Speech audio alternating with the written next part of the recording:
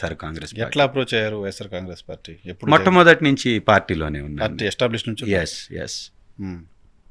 జగన్ గారు ఎలా? పార్టీ కార్యక్రమాలని మా నిబద్ధతతోటి చిత్తశుద్ధితోటి సింగరాయకొండ ప్రాంతంలో మేము చేసినటువంటి సర్వీస్ కానీ పార్టీ నాకు ఇచ్చినటువంటి అవకాశాలని నేను పార్టీకి వినియోగించిన విధానాన్ని బట్టి నాకు స్పోక్స్ పర్సన్గా అవకాశం వచ్చింది.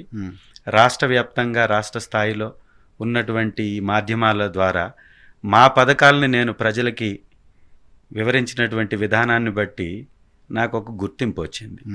మా ప్రకాశం జిల్లాకి ముఖ్యమైనటువంటి నాయకులు నన్ను ప్రోత్సహించడంలో నేను ఇంకొంచెం ముందుకి రావడం జరిగింది. మరీ ముఖ్యంగా బాలినేని శ్రీనివాసరెడ్డి గారు కానీ మా ఇతర ముఖ్య నేతలు కానీ మా ప్రకాశం జిల్లా నుంచి వారు నాకు అందించిన సహాయ సహకారాలతోటి వాళ్ళు ప్రోత్సహించినటువంటి విధానాన్ని బట్టి నేను రాష్ట్ర స్థాయిలో ఎస్టాబ్లిష్ కావడం జరిగింది.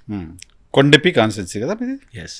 కొండెపి నుంచి పోటీ చేయాలనుకున్నారు. ఎస్. కొండెపి కోసం పనిచేస్తూ వచ్చారు. అవును. కొండెపినే మీ హోమ్ కాన్స్టిట్యున్సీగా కరెక్ట్. సడన్గా ఎందుకు ట్రాన్స్ఫర్ అయ్యారు? కొండేపిలో ఆదిమూలపు సురేష్ గారు అయితే బాగుంటుందని పార్టీ నమ్మింది కాబట్టి వారు గతంలో 2 పర్యాయాలు ఎమ్మెల్యేగా పనిచేశారు, అలాగే మంత్రిగా కూడా పనిచేశారు. ఎర్రగొండపాలెంలో వారిని అక్కడి నుంచి కొండేపి తీసుకొస్తే కొండేపి గతంలో 2 సార్లు ఓడిపోయింది అనే ఉద్దేశం ఉంది. అక్కడ గెలవాలి అంటే సురేష్ గారు అయితే బాగుంటుందని పార్టీ నమ్మింది. నేను కొండేపిలో నేను చేసినటువంటి పార్టీ సర్వీస్ను బట్టి నన్ను గుర్తించిన పార్టీ నాకు ఎర్రగొండపాలెంలో అవకాశం ఇచ్చింది. ఎమ్మెల్యేల ట్రాన్స్ఫర్ అని మాట్లాడుతున్నారు, కానీ ఎమ్మెల్యే అభ్యర్థుల ట్రాన్స్ఫర్ కూడా జరిగింది ఇప్పుడు మీ రూపంలో. ట్రాన్స్ఫర్ ఏమవుతుంది? ట్రాన్స్ఫర్ ఎందుకు అనుకోవాలి? ఇవాళ ఎర్రగొండపాలెం నియోజకవర్గం నాకు ఇచ్చారు. ఒక సామాన్య కార్యకర్తకి ఎర్రగొండపాలెంలో అవకాశం ఇవ్వడం అనేది ఇది ఒక చరిత్ర. ఆదిమూలం సురేష్ గారిని కొండేపిలో తీసుకురావడం అంటే కొండేపిలో ఇంతకుముందు ఎన్నడూ కూడా మాదిగ సామాజిక వర్గానికి అవకాశం కల్పించాల. ఫస్ట్ టైం కాబట్టి కొండేపి గెలవాలంటే ఈ క్యాలిక్యులేషన్ పర్ఫెక్ట్గా సూట్ అవుతుంది. నన్ను అక్కడికి పంపించి వారిని ఇక్కడికి తీసుకొచ్చారు. సో సోషల్ ఈక్వేషన్ బ్యాలెన్స్ చేసే ప్రయత్నం. ఎర్రగొండపాలెం ఓకే, ఎర్రగొండపాలెంకి వద్దాం, మీ నియోజకవర్గానికి వద్దాం. ఎలా ఉంది రిసీవింగ్? Excellent sir. అది రెండో పులివెందుల. ఎస్, డౌటే లేదు. సో అక్కడ కాంగ్రెస్ ఈవెన్ వైఎస్ఆర్ కాంగ్రెస్ పార్టీ వచ్చిన తర్వాత కూడా కంటిన్యూస్గా గెలుస్తూ వస్తున్నాం కాన్స్టిట్యున్సీ. సో ఇప్పుడు అక్కడ ఆల్రెడీ మంత్రి ఆయన 2 సార్లు 3 సార్లు అక్కడ కంటెస్ట్ చేసినట్టున్నారు. 2 టైమ్స్. ఎలా ఉంది మంత్రి గారి నుంచి సహకారం? బాగుందని మీరు లోపల నుంచి చెప్పట్లా? 100% బాగుందని చెప్తున్నా. 100%. ఇక్కడ మా మిషన్ అరుస్తుంది నో అని. సొంత ఎజెండా ఉంది మీకు? నాకు సొంత ఎజెండా అంటే చాలా మందికి ఆ ప్రేమ ఉంటుంది కదా కాన్స్టిట్యున్సీ పైన. అరే నా కాన్స్టిట్యున్సీ నేను డెవలప్ చేసుకున్నాను, వెళ్ళిపోతున్నానే అని. కలిసారా సురేష్ గారిని? నాకు మంచి మిత్రులే వారు. ముందు నుంచి కూడా మంచి పరిచయం ఉంది నాకు. అలాంటి ఇబ్బంది ఏమి లేదు. సో ఇప్పుడు మీరు వెళ్ళిన తర్వాత దాదాపు నెల రోజుల పైగా అక్కడ తిరుగుతున్నారు. ఏంటి అబ్జర్వ్ చేసింది ఎర్రగొండపాలెంలో? ఎర్రగొండపాలెం అనేటటువంటి ప్రాంతం చాలా డ్రై ఏరియా. అక్కడ వాటర్ ఇబ్బంది చాలా ఎక్కువగా ఉంటుంది. వ్యవసాయానికి కానీ తాగునీటి సమస్య చాలా ఎక్కువగా ఉండేటటువంటి ప్రాంతం.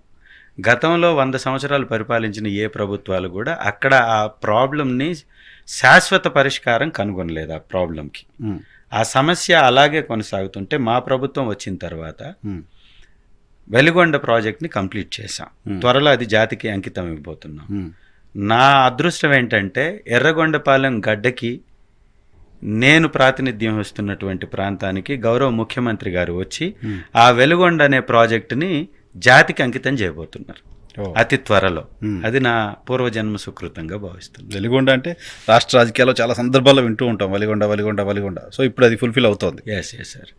గతంలో అది చాలా మంచి ప్రాజెక్ట్ అని తెలిసినా కూడా గత ప్రభుత్వాలు ఏవి సాహసం చేయలేదు. అక్కడ దాదాపుగా 45 టీఎంసీల వాటర్ని తరలించి స్టోర్ చేసి అక్కడి నుంచి 3 జిల్లాలకి సాగు నీటిని అందించేటటువంటి ప్రాజెక్ట్ అది. ఆ ప్రాజెక్టు గత ప్రభుత్వాలు ఎవరు చేయకపోతే దివంగత మహానేత రాజశేఖర్ రెడ్డి గారు 2004లో శంకుస్థాపన చేశారు. ఆ చేసిన తర్వాత వారు అన్ని అప్రూవల్స్ తీసుకొచ్చి అన్ని డిజైన్స్ ఫైనల్ చేసి ఒక టన్నల్ని 11 కిలోమీటర్లు ఫినిష్ చేశారు. 2 టన్నల్స్ ఉండేటటువంటి ప్రాజెక్ట్ అది. ఆ టన్నల్స్ కూడా ఏషియా ఖండంలోనే అతి పొడవైనటువంటి నీటిపారుదల టన్నల్స్ అవి 2. ఓకే. వాటిల్లో 11 కిలోమీటర్లు రాజశేఖర్ రెడ్డి గారు కంప్లీట్ చేస్తే చంద్రబాబు నాయుడు గారు వచ్చిన తర్వాత ఒక టన్నల్లో 4 కిలోమీటర్లు, ఒక టన్నల్లో 2.3 కిలోమీటర్లు, అంటే 2 కలిపి కూడా 6.5 కిలోమీటర్ మాత్రమే కంప్లీట్ చేశారు. మొత్తం 2 టన్నల్స్ కలిపి 37 కిలోమీటర్లు అవి. దాదాపు ఫస్ట్లో ఎస్టిమేషన్ వేసినప్పుడు 2,000 కోట్ల చిల్లరతోటి ఎస్టిమేషన్ వేస్తే ఇప్పుడు అది 5,000 కోట్లకి ఎగబాకింది.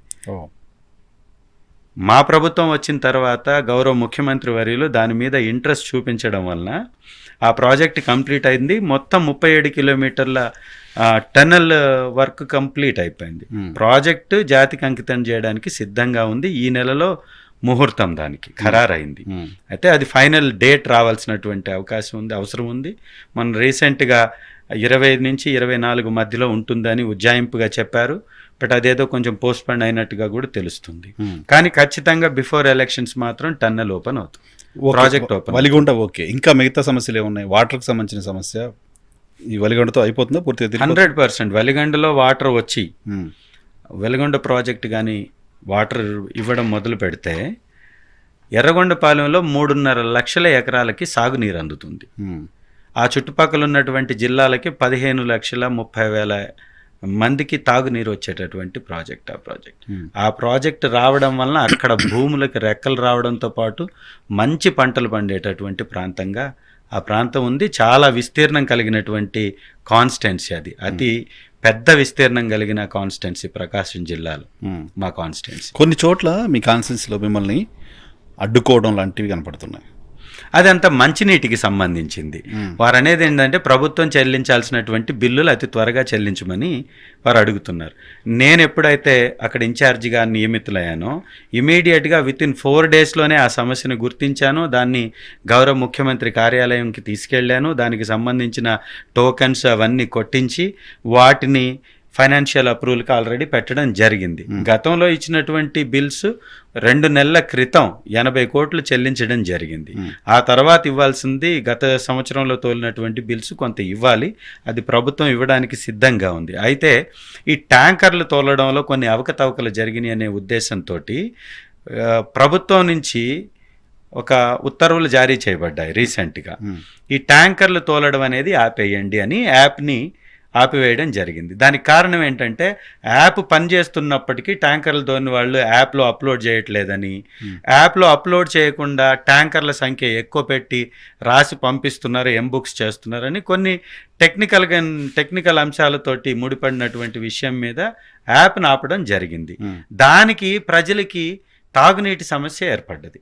ఆ తాగునీటి సమస్యకి పరిష్కారంగా నేనేం చేశానంటే ఉచితంగా ట్యాంకర్లు పెట్టి వాటర్ తోలించడం జరిగింది. అలాగే కొన్ని బోర్లు కూడా వేయిస్తున్నాను. అయితే వీరేమనుకుంటున్నారంటే ట్యాంకర్స్ తోలేవాళ్ళు ఈయన ఉచితంగా నీళ్లు తోలిస్తున్నాడు, బోర్లు వేయిస్తున్నాడు, మా బిల్లులు ఇప్పించే ఆలోచన ఈయనకుంటే దాని మీద కదా చేయాలి అనే ఉద్దేశం వారికి ఉంది. కానీ దానికి సంబంధించి బిల్లులకు సంబంధించి ముఖ్యమంత్రి గారి కార్యాలయంలోకి వెళ్ళిన తర్వాత అక్కడ ఐఏఎస్ ఆఫీసర్స్ అనేటువంటి సీనియర్ ఐఏఎస్ ఆఫీసర్స్ని కలిసి వారి కార్యదర్శుల్ని, సీఎం గారి కార్యదర్శుల్ని కలిసి వారికి విన్నవించడం జరిగింది. వారు కూడా ఒక 1 వీక్లో ఆ డబ్బుని చెల్లిస్తామని చెప్పడం కూడా జరిగింది. ఇది స్టేట్ పాలసీ. ఒక్క ఇష్యూని అడ్డుకుంటున్నారు అంతే. లేదా? ఎస్, నో ఇంకేమి లేదు, వేరే ఏం లేదు.